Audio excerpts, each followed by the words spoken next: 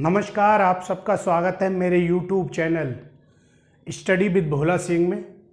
और हम लेकर आए हैं छायावाद के दूसरे कवि सूर्यकांत त्रिपाठी निराला।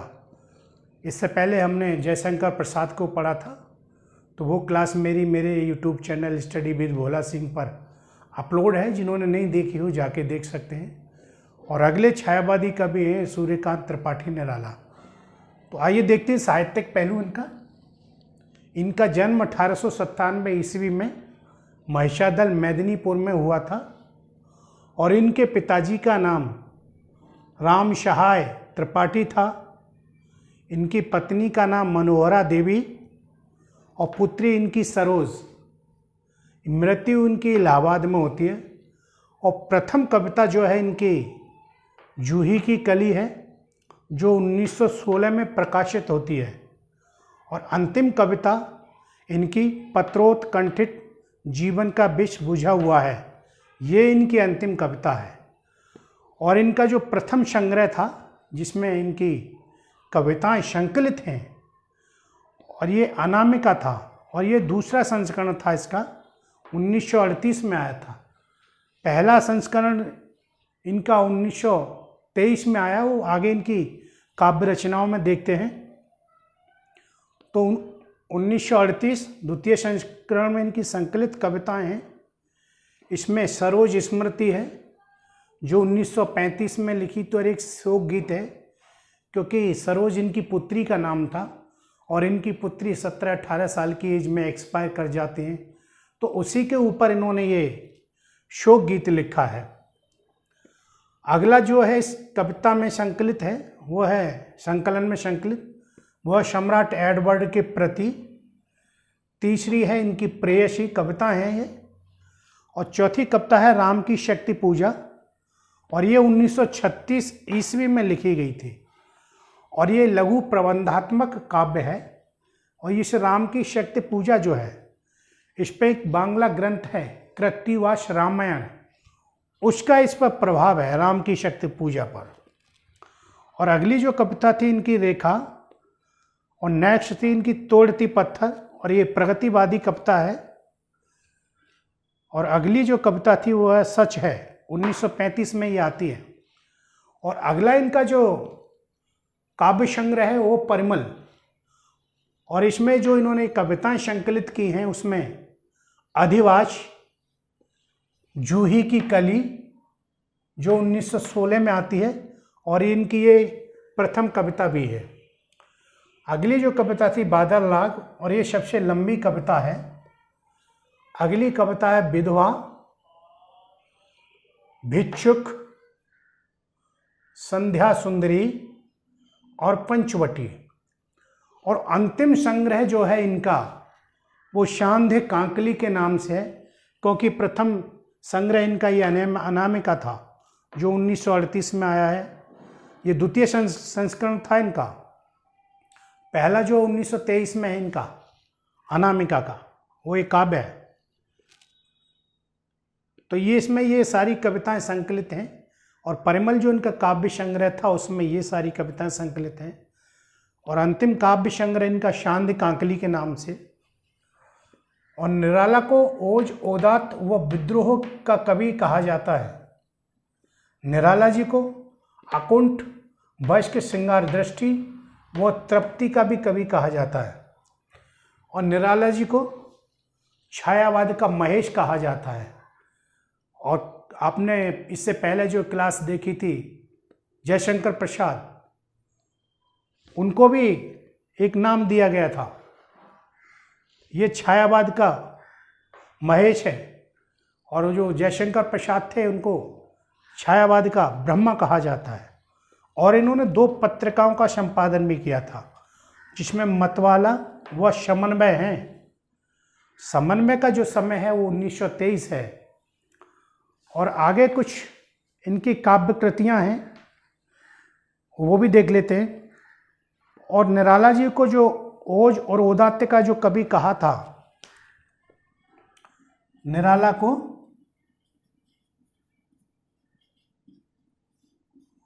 ओज और औदात्य का कवि, वह औदात्य।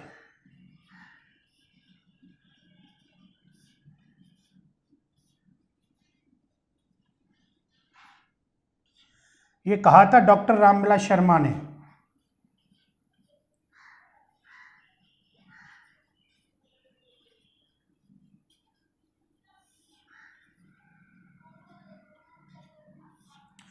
ओज और औदात्य का कवि डॉक्टर रामविलास शर्मा ने इनको कहा था। और आगे इनकी कुछ महत्वपूर्ण काव्य कृतियां हैं, तो उनको भी देख लेते हैं। जरा देखिए,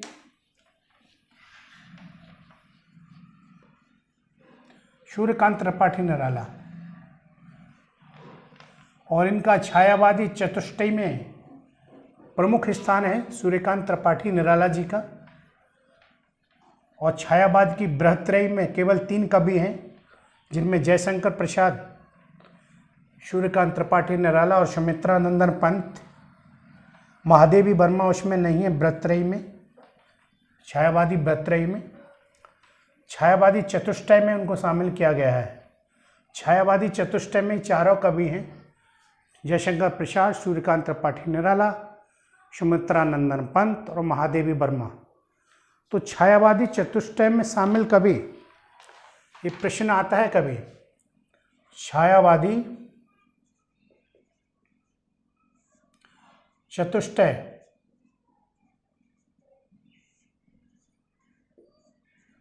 शामिल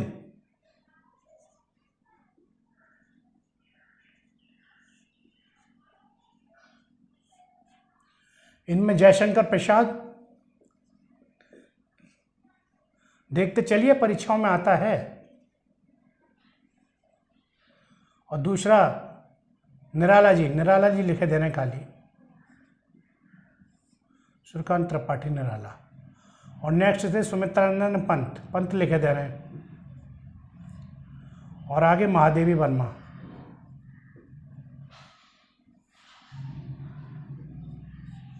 ये छायावादी चतुष्टय में शामिल कवि है। और छायावादी बृहत्त्रयी में शामिल कवि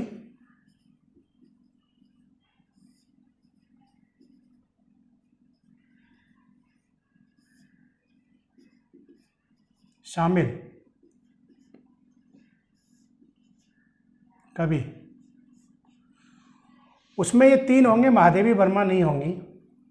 तो प्रसाद शॉर्ट लिखे दे रहे हैं, निराला, सूर्यकांत त्रिपाठी निराला, आगे पंत, सुमित्रा नंदन पंत और महादेवी वर्मा।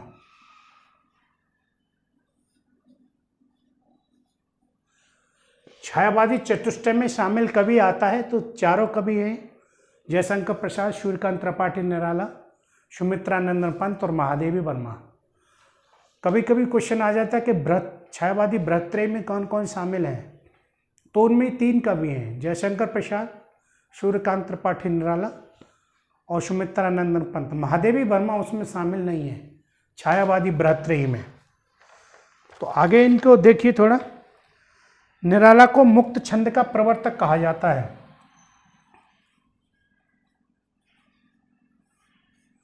मुक्त छंद का प्रवर्तक,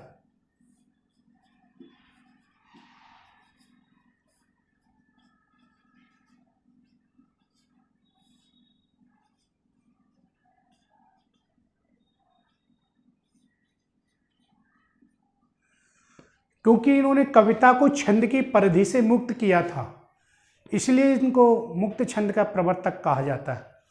और मुक्त छंद को कई विद्वान रबर छंद, रबर या केंचुआ छंद भी कहा जाता है।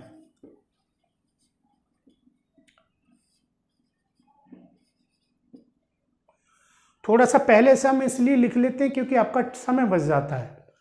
अगर साथ साथ लिखेंगे तो क्लास बहुत लंबी हो जाएगी, तो उसको थोड़ा समझाना होता है बस। तो इनको ये रबर छंद और केंचुआ छंद भी कहा जाता है, मुक्त छंद का प्रवर्तक कहा जाता है, क्योंकि इन्होंने कविता को छंदों की परिधि से मुक्त किया था। और छायावाद, प्रगतिवाद, प्रयोगवाद, सूर्यकांत त्रिपाठी निराला को छायावाद, प्रगतिवाद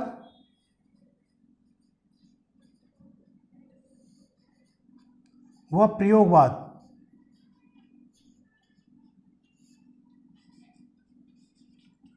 तीनों आंदोलनों का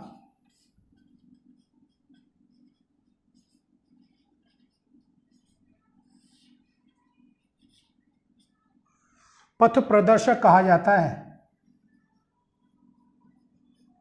सूर्यकांत त्रिपाठी निराला को।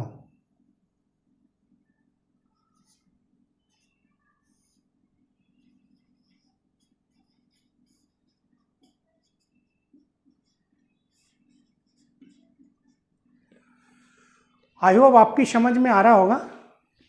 और आगे इनकी, क्योंकि ये सूर्यकांत त्रिपाठी निराला जी ने अपना जो आध्यात्मिक गुरु माना था वो विवेकानंद जी को माना था। और ये इतवार के दिन पैदा होने के कारण, रविवार को पैदा होने के कारण इनका नाम सूर्य कुमार था। लेकिन 1917-18 में इन्होंने अपना नाम परिवर्तित करके सूर्यकांत कर लिया था।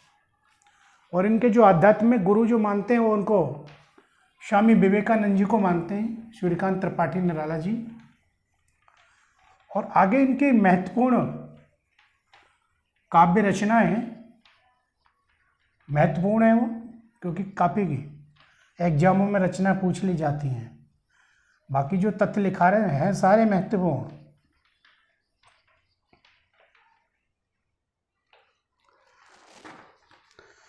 तो इनके महत्वपूर्ण काव्य कृतियां,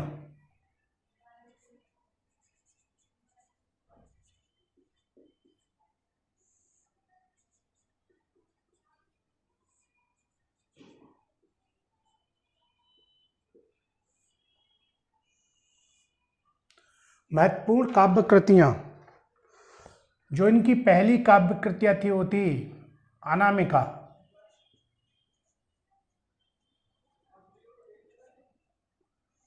और अनामिका का जो द्वितीय संस्करण था वो 1938 में आया था, जिसमें बहुत सारी कविताएं संकलित थी।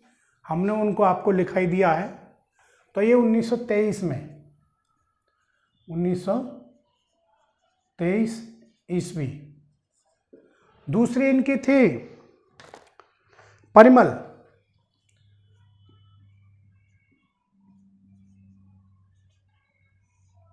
परिमल में भी बहुत सारी कृतियां थी, कविताएं, वो हमने लिखाई दिया है। ये इनका 1930 में आता है।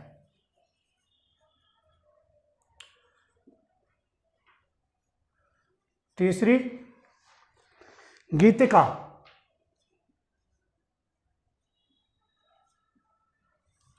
और ये 1936 ईस्वी में है। चौथी तुलसीदास।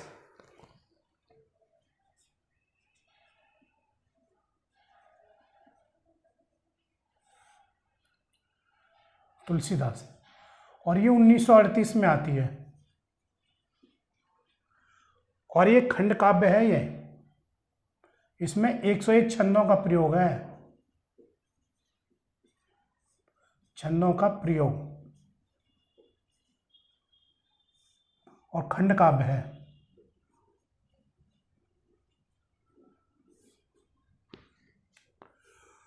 तुलसीदास 1938 ईस्वी में आती है और इसमें 101 छंदों का प्रयोग है और खंड काव्य है ये। अगली जो कविता थी वो थी कुकुरमुत्ता।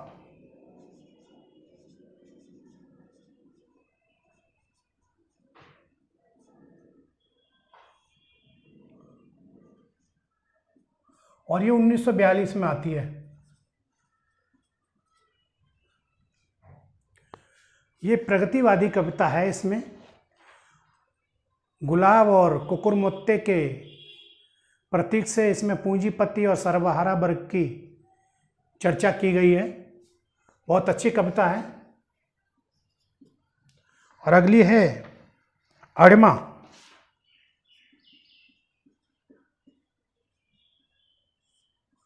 जो 1943 में आ रही है, 1943 ईस्वी में प्रकाशित होती है। नेक्स्ट थी बेला।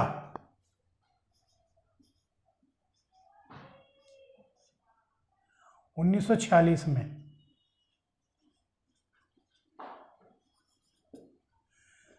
ये इनकी काव्य रचनाएं हैं, कविता हम पहले लिखा चुके हैं। नए पत्ते,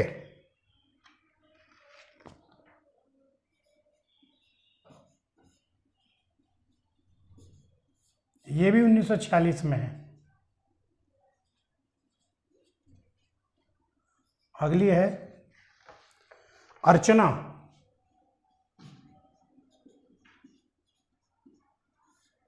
ये 1950 में आती है प्रकाशित।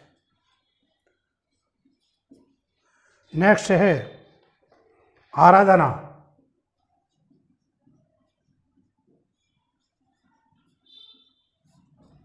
और 1953 में प्रकाशित होती है ये। और अगली थी गीत कुंज,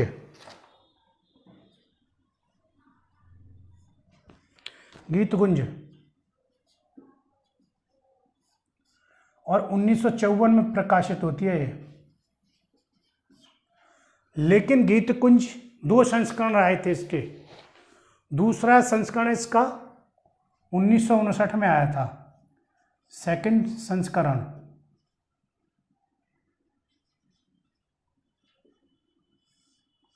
(1959) में किसका? गीत कुंज का। पहला जो 1954 ईस्वी में, और अगली जो है 1959 में द्वितीय संस्करण इसका। और अगली थी शांति कांकली,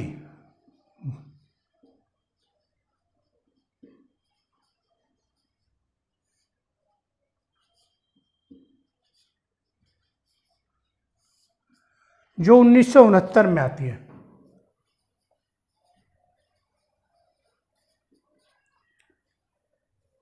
ये इनके काव्य कृतियां थी। तो छायावादी चतुष्टय में शामिल कवि जयशंकर प्रसाद, निराला, पंत, महादेवी वर्मा। और छायावादी बृहत्त्रयी में शामिल, एक क्वेश्चन आता है, छायावादी चतुष्टय, छायावादी बृहत्त्रयी में शामिल कवि कौन शामिल नहीं, ऐसे भी आता है। तो प्रसाद, निराला, पंत और महादेवी वर्मा। और कभी कभी इनका सीक्वेंस भी पूछ लिया जाता, तो सीक्वेंस भी इनका यही रहेगा, प्रसाद, निराला, पंत और महादेवी वर्मा। क्योंकि प्रसाद का जन्म 1889 में होता है, सूर्यकांत त्रिपाठी निराला का 1897 में है, पंत का 1900 में, और अगला जो है महादेवी वर्मा का है। तो सीक्वेंस भी इनका यही रहेगा। और विवेकानंद जी ने अपना आध्यात्मिक गुरु निराला जी,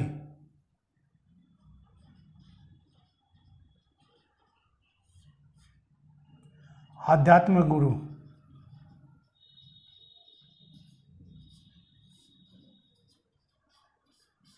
विवेकानंद,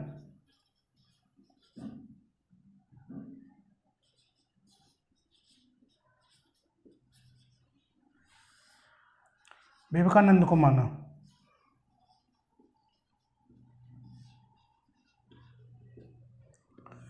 और निराला जी को वो जो रौदात्य का कवि डॉक्टर राम कुमार वर्मा ने कहा था, इनको रामविलास शर्मा ने।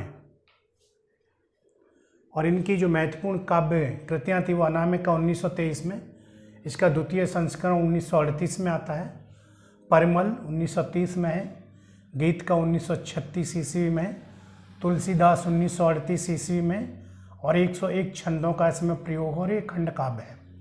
कुकुरमुत्ता 1942 में आती है, और एक प्रगतिवादी कविता है, इसमें पूंजीपति और सर्वहारा वर्ग का चित्रण किया गया है। हरिमा 1943 ईस्वी में, बेला 1946 ईस्वी में, नए पत्ते 1946 ईस्वी में, अर्चना 1950 ईस्वी में, आराधना 1953 ईस्वी में, गीत कुंज 1954 में, और द्वितीय संस्करण इसका 1959 में आता है। अगला है शांति कांकली 1969 ईस्वी में। और निराला ने अपना आध्यात्मिक गुरु विवेकानंद को माना था।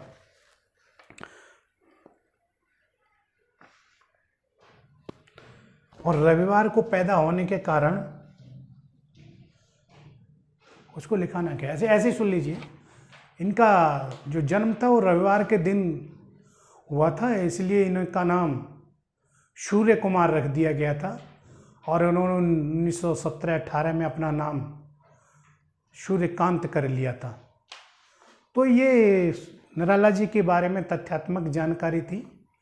आई होप आपकी समझ में आया होगा और मिलते हैं नेक्स्ट क्लास में। और हमारे यूट्यूब चैनल का नाम है स्टडी विद भोला सिंह, तो चैनल को जाके सब्सक्राइब कीजिए ताकि अगली क्लास आपको मिलती रहे। और मिलते हैं नेक्स्ट क्लास में, तब तक के लिए नमस्कार।